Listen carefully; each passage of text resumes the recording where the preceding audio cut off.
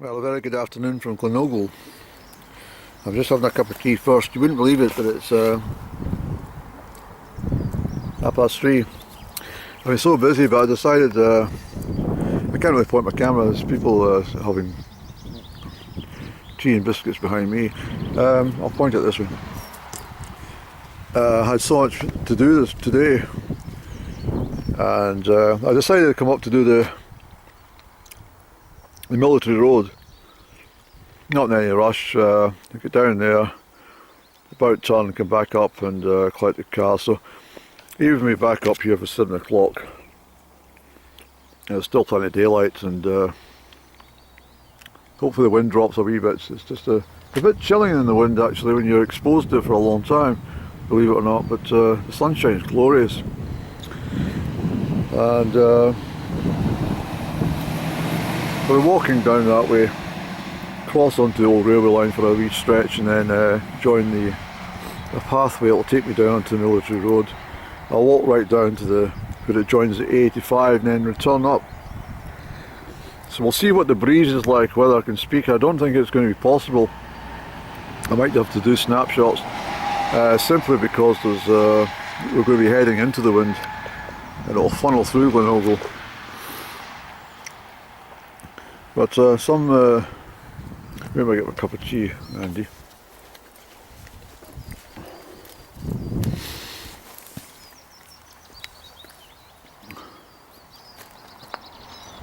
I thought I'll take my tea now, because if I take it too late in the day I won't be able to sleep at night. It's strong caffeine, this stuff. But there's been some developments with the cat. Let me just sit here. Yeah, there have been some developments with the cat. Or perhaps I'll find a quiet spot and I'll fill you in with that. Yeah, I'll speak about that shortly. But for now, I'm going to have my cup of tea, have a cigaretto, get rucksack on back just to cart my stuff down, take my staff, and then we'll wander down.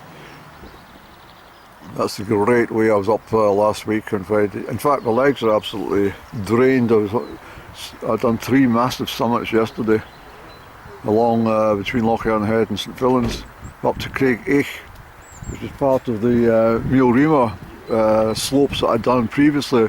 But I noticed in the map that I hadn't done the actual top summit, so that's what I wanted to do, and I took in another 3. So that's all done as well. And add that onto what I was doing on Sunday up at Crieff Ogle, and the rest of them are north of Lochearnhead. I'm covering a lot of ground just now. But with the weather the way it is, it's been absolutely ideal. But it's quite gusty up top just now. So I've chosen the right destination today to do the military road.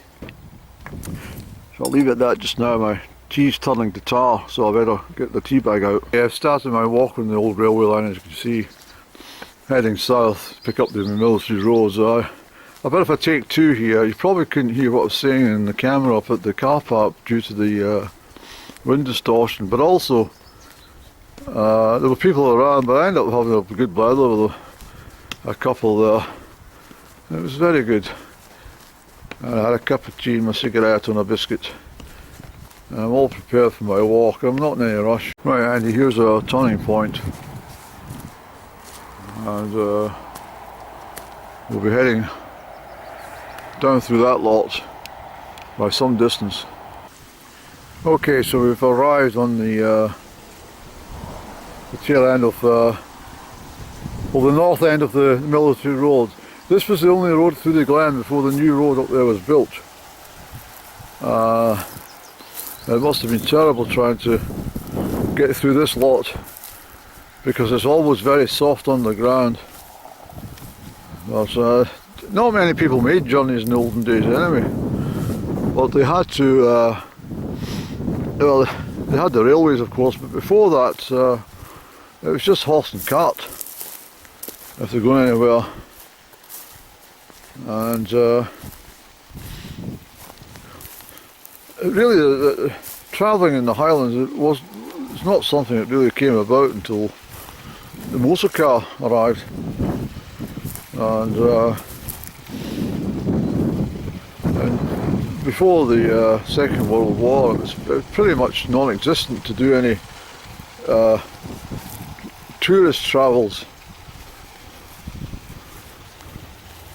Unless you were a Victorian gentleman or something, or Edwardian gentleman, you were going shooting or something on some estate.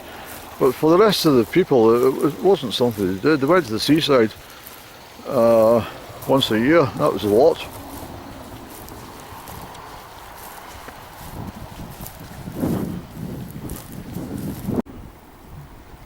This gives you more evidence of what I'm talking about.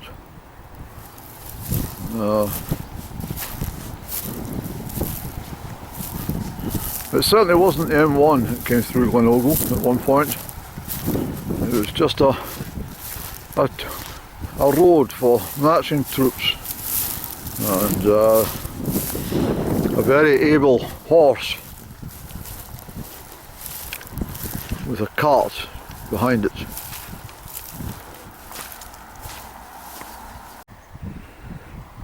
You can also see how magnificent the railway line is there, with most of the birch coming into bloom now, and Lochearnhead down there with the last remnants of its snowy chin.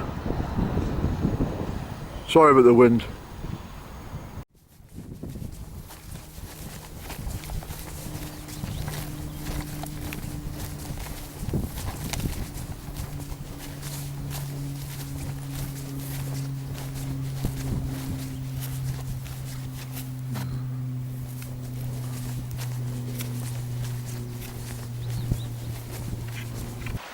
In actual fact, this road's in better condition than the new road.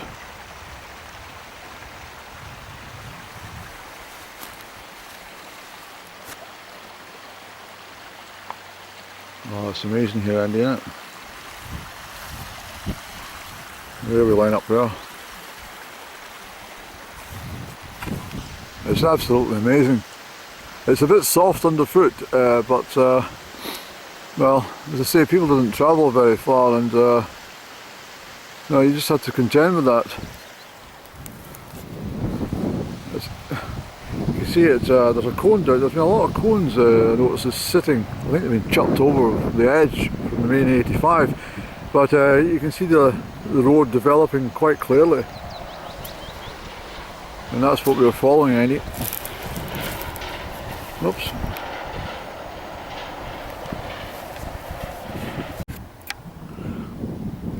So the viaduct's up there in the shade. This is a great afternoon to do it. I think I chose the right time. It was nice to do it in the morning with the sun coming through the glen, but at the same time it's just nice. The sun's behind me, making better photography, you see. I'm really getting the history of this road already through my feet. Thinking of all the tramps and travellers that had stepped out before me on this road with a long weary journey westbound or returning back in the autumn, including the drovers. Yes, the drovers would have used this glen for sure.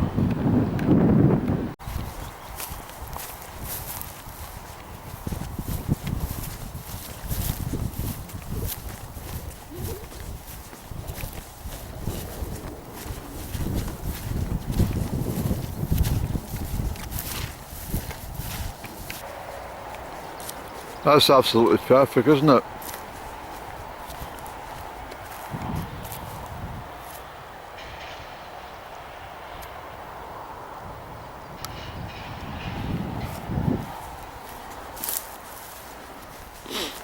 Yeah, I'm thoroughly enjoying this actually.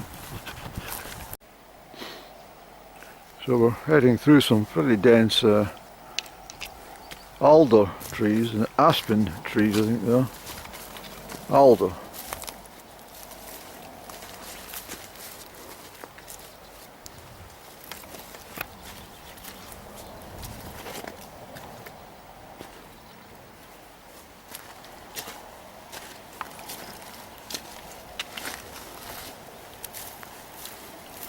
Try not to get lost, Andy. No, I don't think so. No.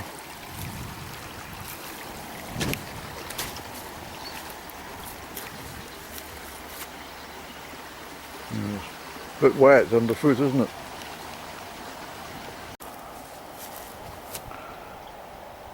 Right, Randy. This moves very forested.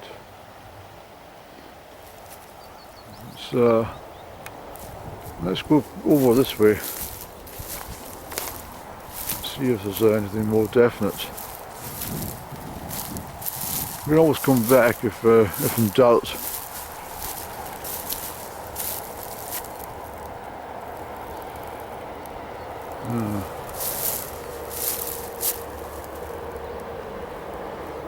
I think it's over there. Oh, is that the river I'm seeing?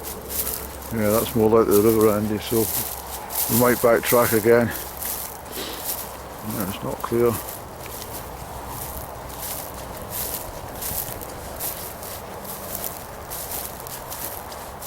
Yeah, if that's the river you're seeing.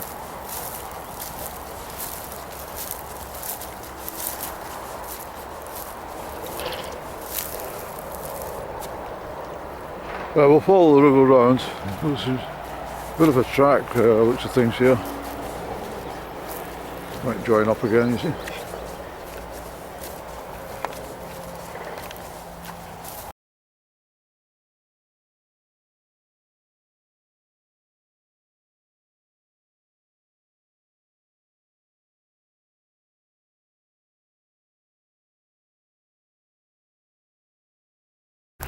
Yeah, I think we're back on track, Andy. No pun intended. This looks like the track again, so good news. I hope so.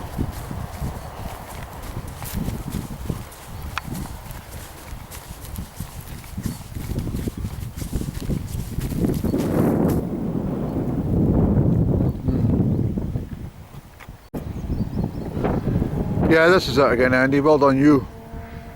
Very good, sir. Oh. What a perfect afternoon, Andy, isn't it? So that's that part done, Andy. You want to go to Lochearnhead? Well done you for getting across that road, Andy. Now, we've got all that way to go back up, remember, so yeah, we'll go along so far. See how we feel, Andy.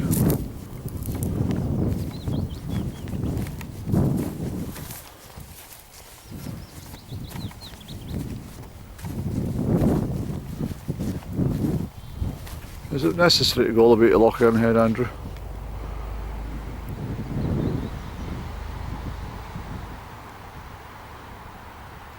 We've done it before. We'll go along a bit and sit at that stile. That's the track I came down off the hill last week. We're up there. Once again, you can see the road here, and it was sprung out and then followed up in the guts of Glen Ogle, not by the hillside.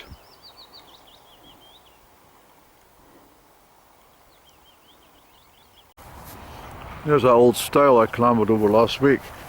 So I think what we'll do is we'll go down onto the road, cross the road, and we'll make our way down perhaps as far as the Glen Ogle farm. We'll go on the other side and see how we feel, Andy. But I don't think there's any point going all the way down to Lochearnhead. It's not really. We've done the main military road as we wanted to do, and that's what counts. So, it's definitely hot in that evening sunshine. So here we are, the old road heading down to Lochearnhead. The old, well, you can see how much better it was up before it started going into the bogs at Glen Ogle. Well, I don't think there's much point in doing this all the way to Lochearnhead. It's about 2 miles down there, and it is rather pointless. And you've done it, and people have got the gist of what the military road looks like. And not only that, there's a whole load of cattle round the corner, and at this time of year they've got young and stuff. I don't want to be hot and bothered by them all. So I will backtrack and we'll find a big stone to sit down, have a drink of water, and a much needed cigaretto to exercise the airways. And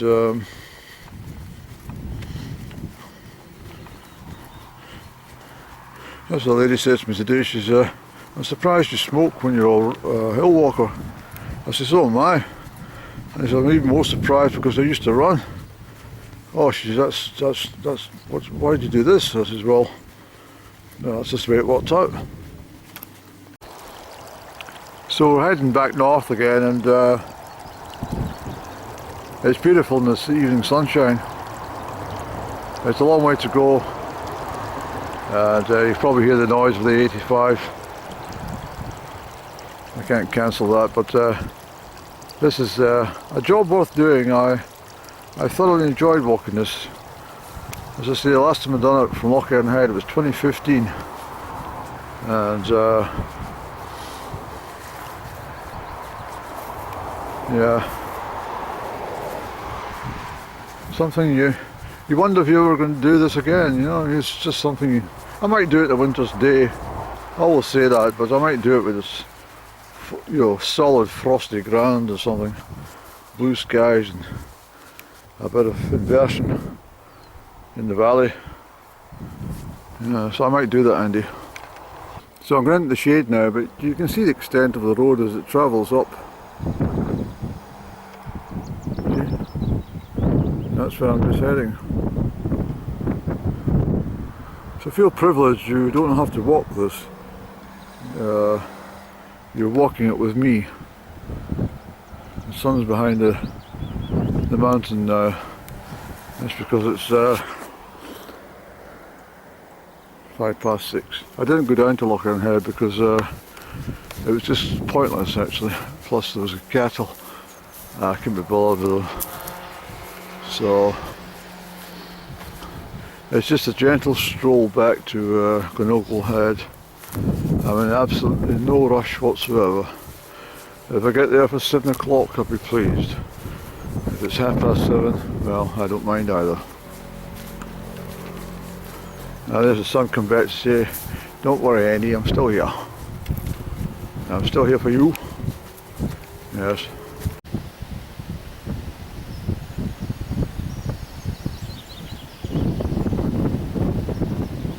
Yeah, it's pretty breezy, Andy.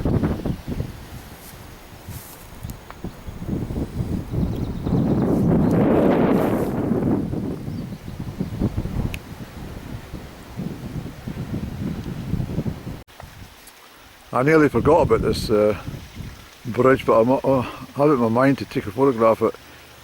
So that just shows you that is the road going across the old Pack Bridge. And to think how long that's lasted, that's probably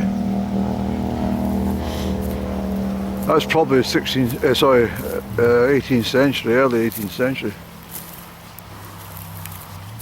Yeah, sure it is. So I'm glad we done that one, Annie. Certainly warm in the evening sunshine, but it's been a real treat today, Andrew. It has.